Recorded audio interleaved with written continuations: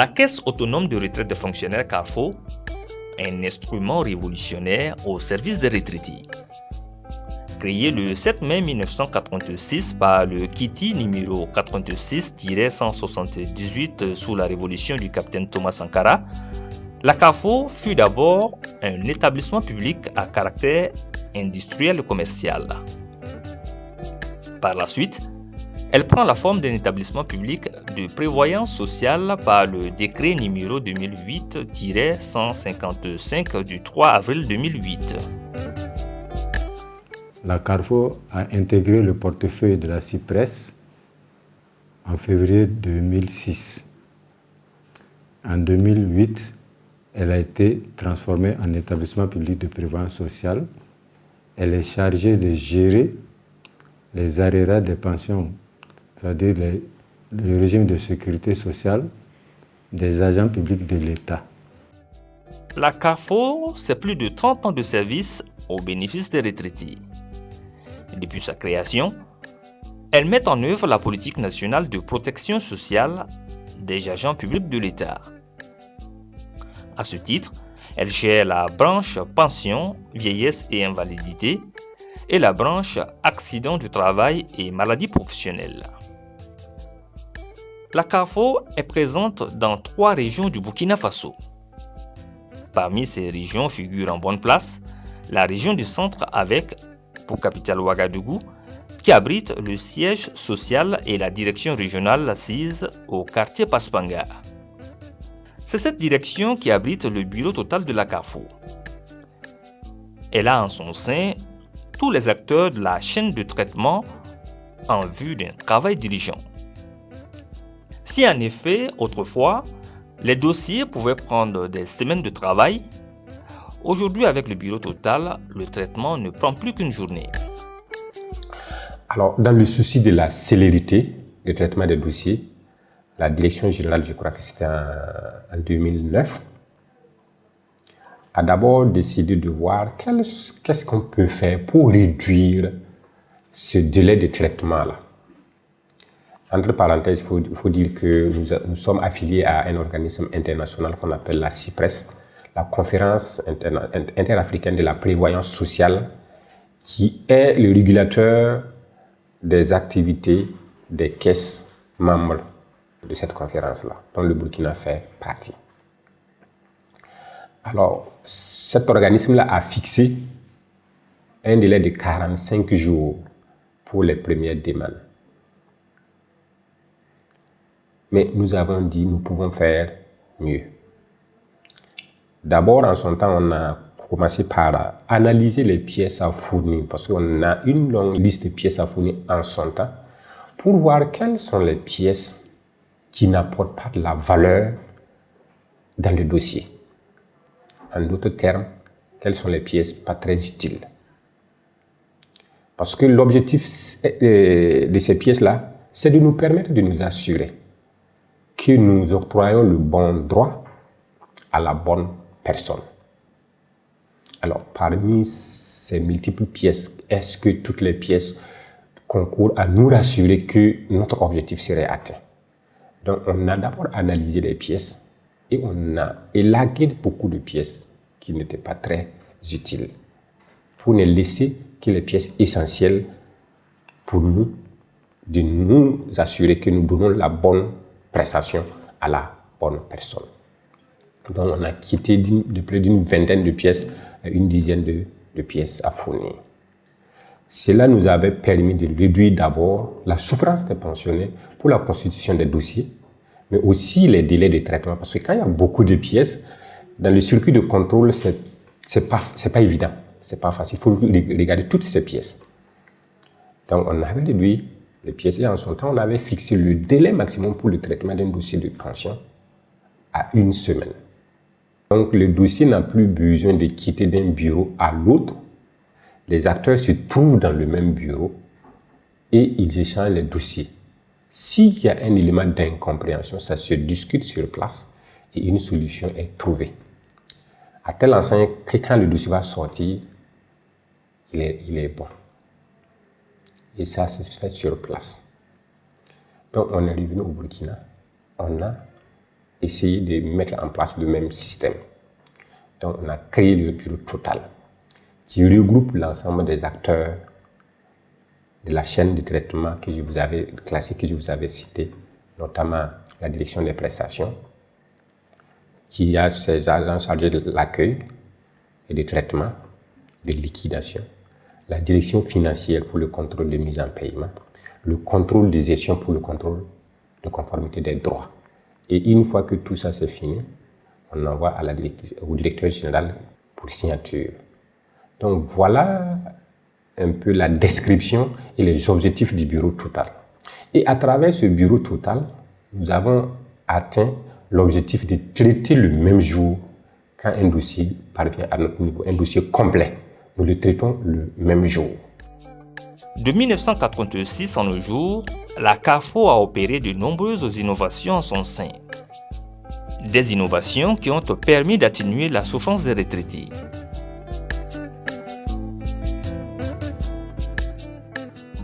Paul Tondé est membre du conseil d'administration de la CARFO et commandant à la retraite. Il se rappelle encore, comme si c'était hier, les difficultés qui étaient les leurs avant cette avancée. Dans le temps, vous pouvez partir à la retraite et traîner des mois et des mois sans pouvoir bénéficier de votre pension. À ce jour, il semble que à un jour près, vous êtes déjà bien sûr. Alors donc c'est quelque chose qui arrange bien de retraiter au lieu d'aller et tourner partout. Parfois même, on va donc dans les prêts et en fin de compte, lorsqu'on perçoit la pension, il n'y a presque plus rien. Donc aujourd'hui, entièrement, nous sommes satisfaits de ce qui est fait pour nous, surtout la diligence avec laquelle la pension est traitée. Et c'est un sentiment partagé par bon nombre de retraités, à l'instar de ce médecin à la retraite. Depuis le 31 décembre 1982, ça me fait 40 ans de retraite. Et j'ai eu 29 ans de service. De 52, de novembre 52, j'ai travaillé jusqu'à novembre 83. Pour moi, les prestations de la CARFO sont satisfaisantes. Et cette joie que le médecin à la retraite ressent est partagée par l'ensemble de sa famille. J'étais enseignante et j'ai commencé à travailler le 1er octobre 1967 et je suis allée à la retraite en décembre 2002. Tellement je suis à la maison.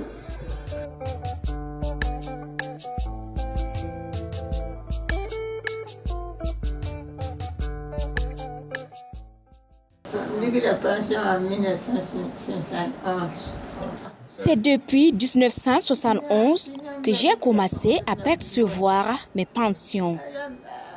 J'avoue que depuis lors, ça m'a été d'une grande utilité. Par exemple, pour ce qui était le cas de la scolarisation de mes enfants et les rations alimentaires, pour ne citer que cela.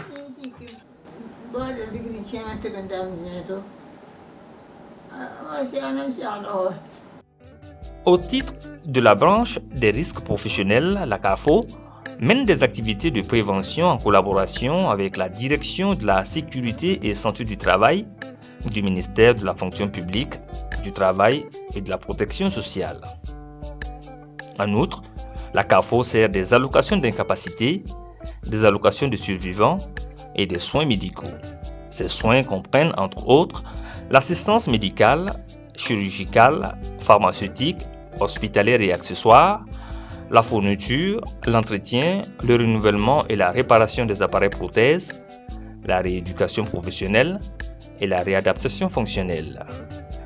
Un département est mis en place d'ailleurs pour répondre à tous les besoins entrant dans ce cadre.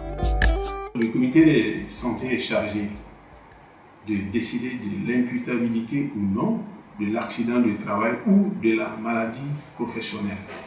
C'est lui également qui fixe les taux d'incapacité lorsque les victimes sont consolidées ou guéries.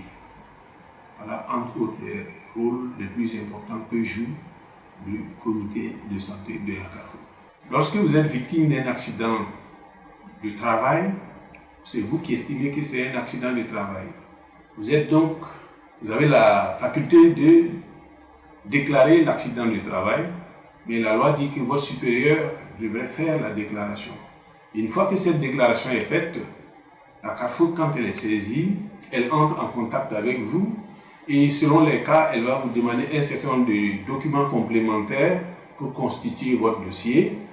Et c'est en ce moment que le secrétariat du comité de santé entre en jeu parce que c'est lui qui enrôle les dossiers et qui va convoquer les victimes. Lorsque les victimes se présentent devant le comité, alors le comité va leur poser un certain nombre de questions pour pouvoir décider si cet accident est vraiment imputable au travail ou s'il ne l'est pas. Si la maladie est vraiment imputable au travail ou si elle ne l'est pas. C'est comme cela que ça se passe. Et lorsque le comité décide de l'imputabilité, ça veut dire s'il reconnaît que cet accident est imputable au travail.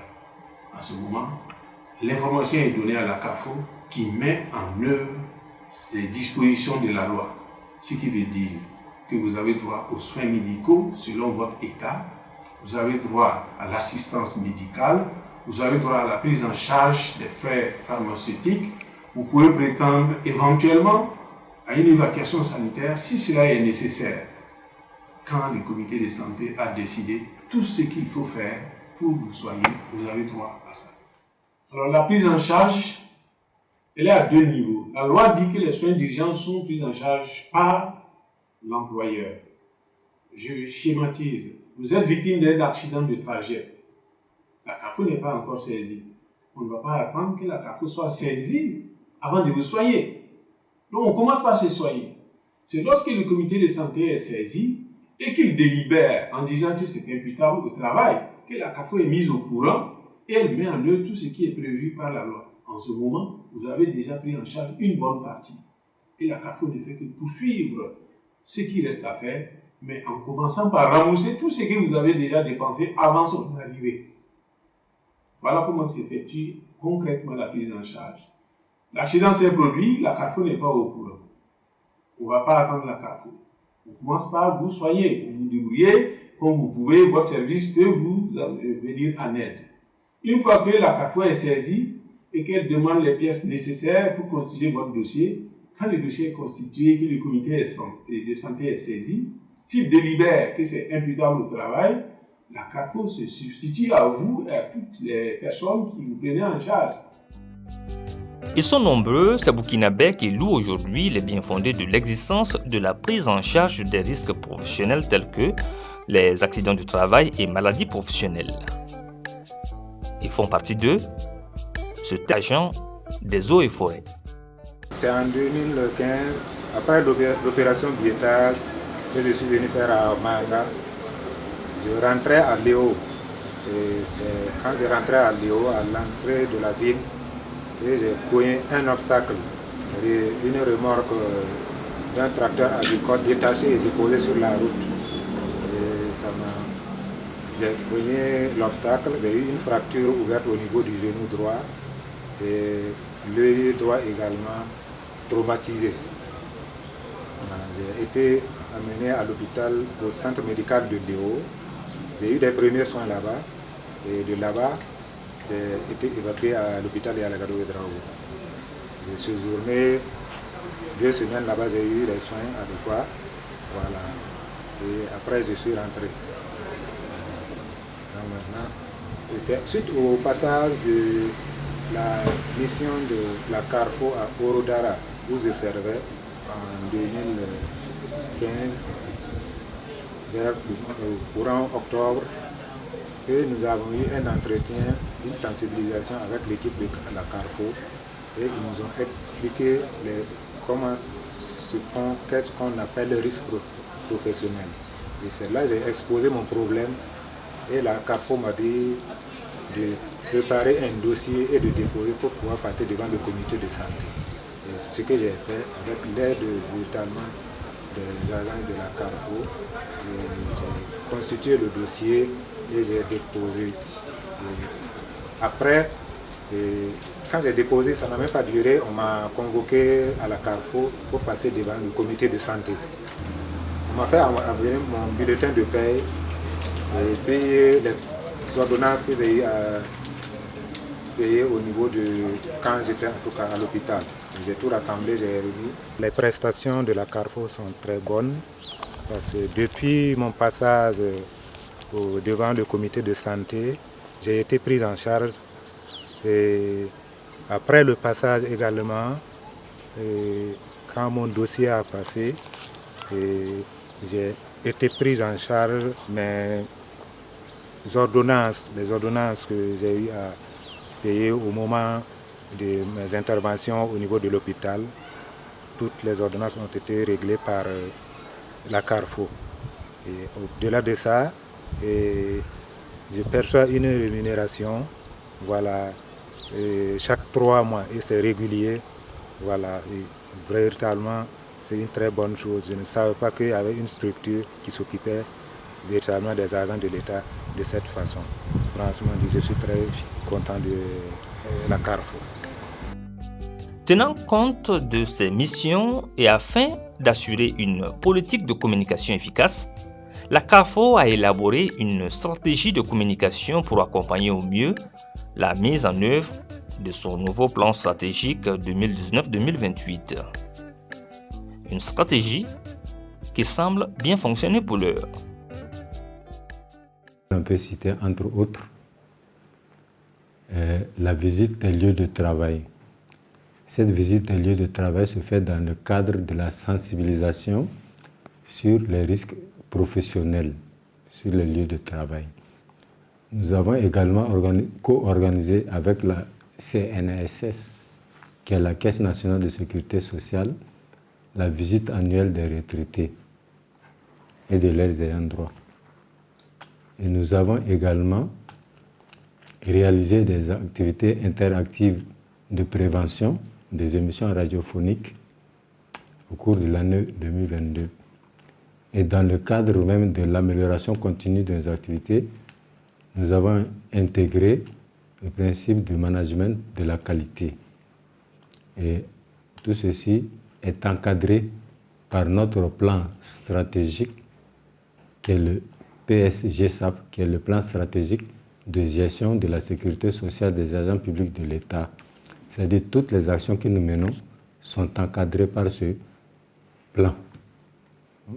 La remise de bourses à 920 orphelins, orphelines, c'est des bourses de soutien aux études des jeunes orphelins et que nous organisons chaque année. En 2022, nous avons octroyé près de 920 bourses aux orphelins, orphelines de nos assurés. Nous avons également apporté un appui aux forces de défense et de sécurité en produits pharmaceutiques. Comme vous le savez, nous sommes en proie depuis un certain temps au terrorisme. Et l'action conjuguée de la Carrefour avec d'autres structures, c'est pour aider nos forces de défense en cas de blessés ou de sinistres qui puissent être pris diligemment dans les soins médicaux. Voilà exactement ce que je voulais ajouter entre autres. Le retour que nous avons de nos clients, c'est un sentiment général de satisfaction. La Carrefour dispose de 13 directions centrales. Des directions dont celle en charge du recouvrement de cotisations. 2 services assurent le fonctionnement de cette direction.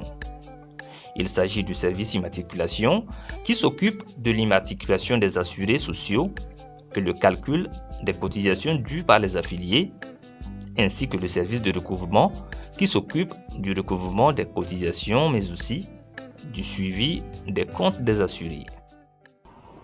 En ce qui concerne le recouvrement, Il faut noter qu'au cours de ces 5 dernières années, nous avons quand même connu une progression que nous jugeons assez satisfaisante. Parce que quand nous prenons en 2016, on était à un taux de 90% de recouvrement. Et en 2021, nous sommes passés à 98,5%. Quand on essaie de voir, il y a eu quand même une progression de 8,5% du niveau du recouvrement. On peut dire que quand même nous sommes satisfaits, même si nous reconnaissons que de nombreux défis quand même restent à relever. Il faut noter que ces performances, nous les avons réalisées grâce aux campagnes de sensibilisation que nous menons à l'endroit de nos assurés, mais également grâce à l'accompagnement de nos partenaires tels que le Trésor public.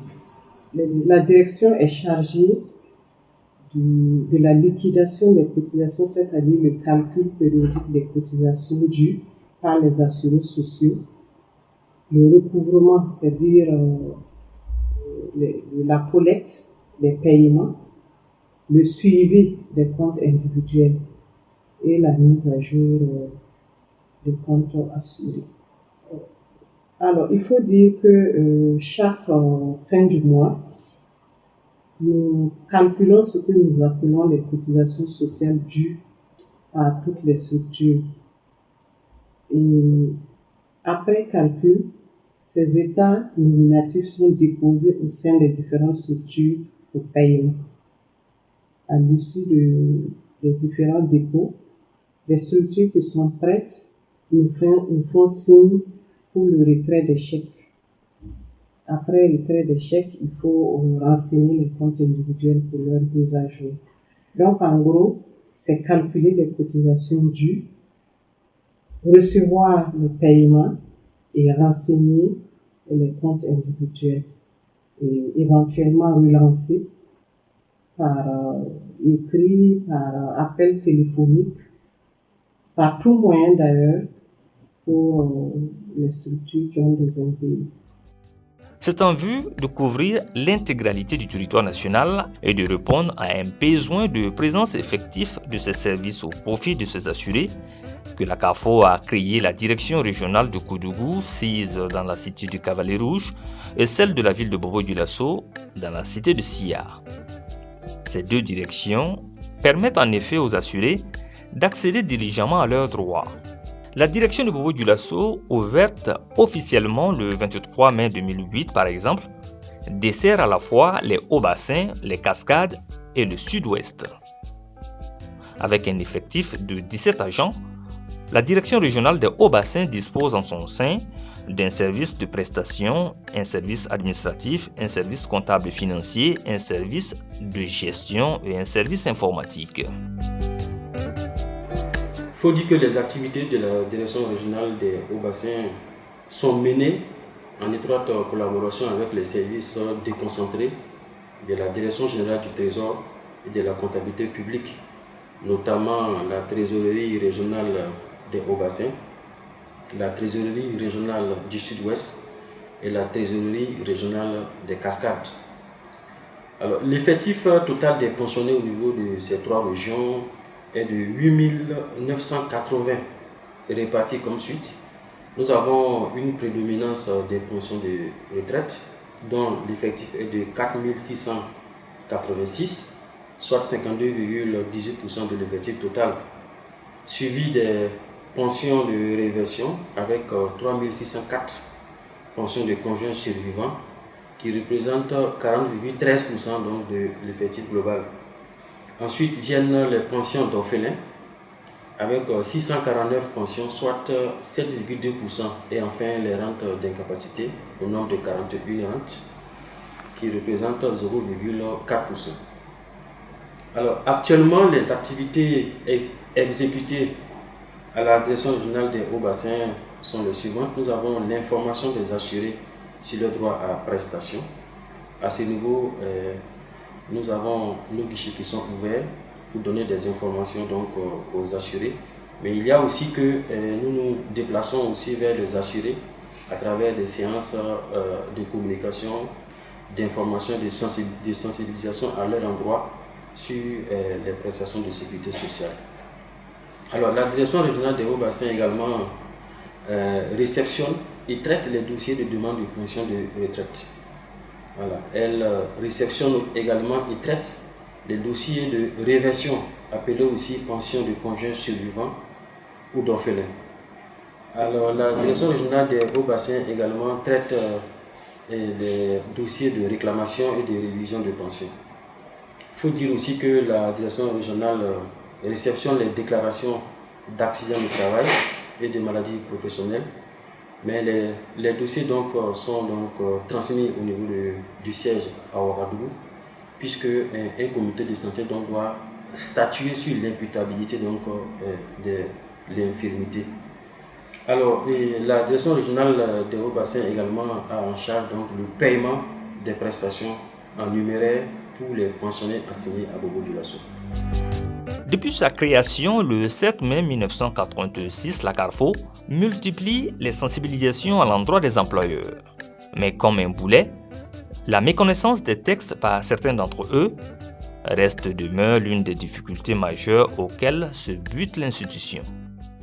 Alors, malgré les séances de communication que nous effectuons, on constate que certains agents publics donc, ne connaissent pas leurs droits en matière de risques professionnels. Donc, c'est ce qui nous amène en tout cas à multiplier nos actions de communication à leur endroit. Et chaque mois, nous menons en tout cas des actions dans ce sens donc, au niveau de ces 3 régions.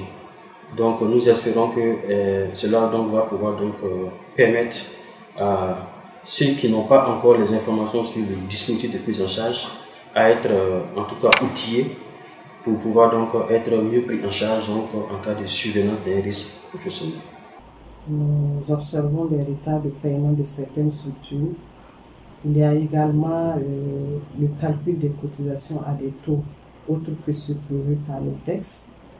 Et à cela s'ajoutent d'autres difficultés comme la non-transmission des dossiers d'immatriculation à notre niveau ou alors la transmission des actes de carrière en vue de la mise à jour de la base de données à la CARFO. Mais comme difficulté que je peux citer, c'est la difficulté au niveau des pensionnaires que nous constatons. C'est dans la constitution de leurs dossiers. Malgré la réduction des pièces que nous avons citées tantôt, il y en a qui n'arrivent pas à constituer leurs dossiers à temps. Parce que tout simplement, ils sont des fois confrontés à des difficultés pour l'établissement des actes d'état civil, mais aussi des difficultés pour certaines pièces administratives. Parce que pour le dossier, il nous faut les actes d'état civil pour nous assurer, comme je le disais tantôt, que nous octroyons le bon droit à la bonne personne. Là, il faut les actes d'état civil et les actes de carrière. Nous avons 3 pièces que nous recevons des ministères. Au niveau du ministère de la fonction publique, d'abord, il faut l'arrêté de mise à la retraite, qui est obligatoire, qui déclenche même le processus de poursuite de ses droits à pension pour le pensionnaire. En plus de ça, nous avons ce qu'on appelle le relevé général de service, qui est établi au niveau du ministère de la fonction publique. Il y a également le certificat de cessation de paiement qui est établi au niveau du ministère des Finances. Mais d'autres difficultés, c'est la non-concordance des actes, des actes d'état civil et des actes administratifs. Vous savez, par le biais de la conversion aux religions révélées, il y en a qui ajoutent des noms à leurs noms traditionnels, alors que ces noms ne figuraient pas sur leur acte de naissance. Conséquence à leur retraite, sur les pièces, on ne trouve pas les mêmes noms. Ce qui crée des difficultés à notre niveau parce que nous ne pouvons pas dire que c'est la même personne. Ce qu'on leur demande, c'est d'établir des actes d'individualité. Mais de nos jours, il nous paraît que les actes d'individualité ne sont plus établis au niveau des mairies et qu'il faut aller à la justice demander un acte de rajout de nom. Donc ça, ce sont les difficultés qui peuvent entraîner que le dossier ne soit pas traité dans un délai, dans les meilleurs délais. Donc pour les difficultés liées aux actes d'état civil, nous demandons aux futurs retraités de corriger les noms pendant qu'ils sont en activité. Si vous avez ajouté un prénom, saisissez la justice pour obtenir un acte de rajout de nom et vous repartez corriger votre acte de naissance pour qu'on ajoute ce nom-là. Ça facilite les choses. Vous pouvez être là, malgré tout il y a des difficultés, mais on ne le souhaite pas, mais ça, le pire peut arriver. Et votre famille aura cette difficulté-là pour obtenir la pension des conjoints survivants et des orphelins. Donc, ce qu'on peut dire, il faut le faire pendant que vous êtes en activité. Il y a également la difficulté liée aux unions libres en cas de décès d'un retraité même ou d'un agent décédé en activité. Parce que le droit au conjoint survivant, on ne peut l'avoir que si on est légalement marié. Si vous vivez en union libre et que le pire arrive, je touche du bois, votre femme ne peut pas avoir la pension de conjoint survivant, même si vous avez vécu 50 ans ensemble. Seuls vos enfants mineurs pourront avoir la pension de conjoint survivant, ce qui n'est souvent pas agréable. Si vous n'avez pas d'enfants mineurs, et les enfants mineurs, c'est des enfants qui ont au maximum 20 ans. Une fois que vous atteignez les 20 ans, cette pension est éteinte.